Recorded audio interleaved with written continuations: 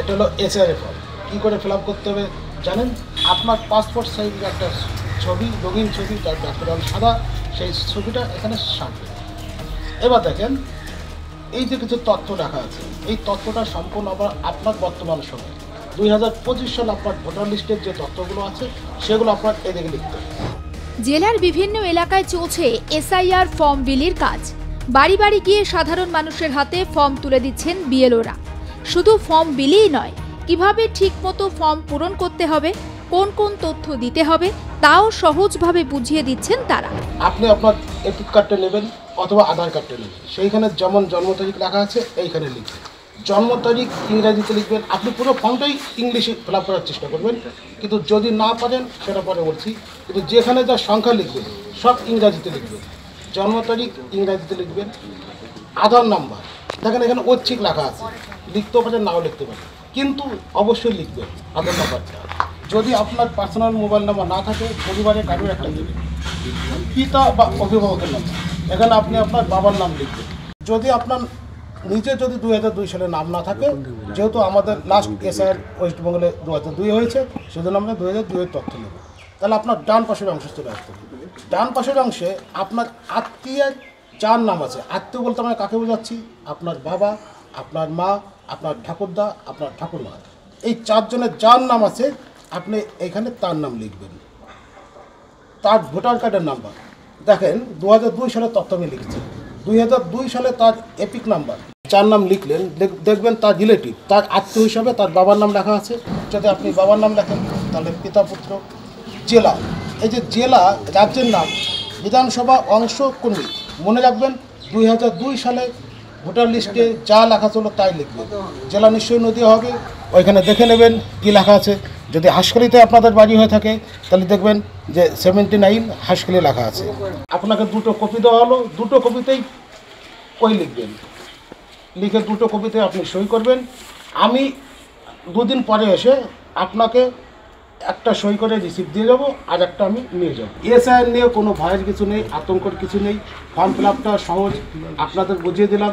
এরপরেও যদি মনে হয় যে আমি বুঝতে পারছি না, লিখতে পারছি না, আমার ফোন নাম্বার দেখেন, প্রতিটা ফর্মের আমার নাম, আমার ফোন নাম্বার দেওয়া আছে।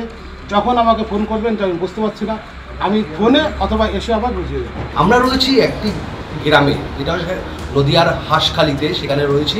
কিন্তু সকাল থেকে দেব দুলাল বিশ্বাস, তিনি বিয়ালোরও, তিনি কিন্তু সকাল থেকে মানুষের বাড়িতে বাড়িতে গ্রামে গেছেন। তারা কেউ বুঝতে পারছেন না, তাদেরকে কিন্তু একবারের জায়গায় বেশ কয়েকবার তিনি বুঝিয়ে বলছেন।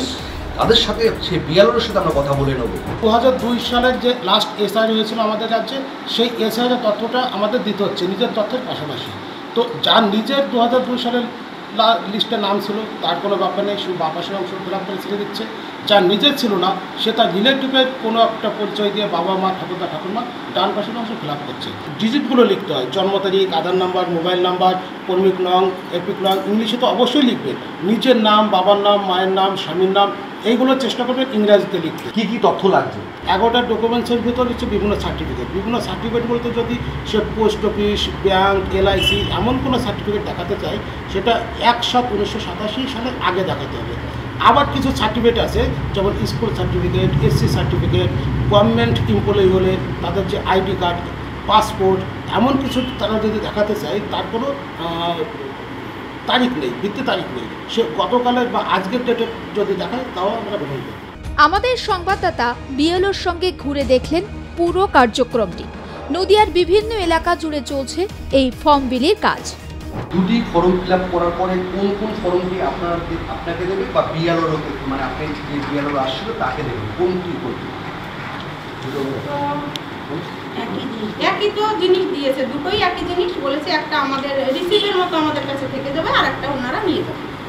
মানে সেই রিসিভ ফাইলটা কি, তথ্যটা কি আপনাদের কাছে থাকবে? হ্যাঁ হ্যাঁ, একটা আমাদের কাছে থাকবে। আপনারা কি সেটা নিয়ে খুশি? খুশি, হ্যাঁ হ্যাঁ খুশি। তাহলে কি আতঙ্কের পরিবেশটা, তাহলে আতঙ্কের থেকে মুক্ত হলেন তাহলে? হ্যাঁ। বাড়ি বাড়ি গিয়ে দুটি করে এনুমারেশন ফর্ম দিচ্ছেন বিএলওরা। যারা ফর্ম গ্রহণ করছেন তারা মনোযোগ দিয়ে জেনে নিচ্ছেন কিভাবে ধাপে ধাপে ফর্ম ফিল আপ করতে হবে এবং পরবর্তী পর্যায়ে বা কী করতে হবে। কেউ যদি ইংরেজির বদলে বাংলায় ফর্ম ফিল আপ করেন তাহলে তা করতেই পারেন, তেমনটাও জানাচ্ছেন বিএলওরা। এসআইআর নিয়ে ধীরে ধীরে কাটছে আমজনতার মনের আতঙ্ক।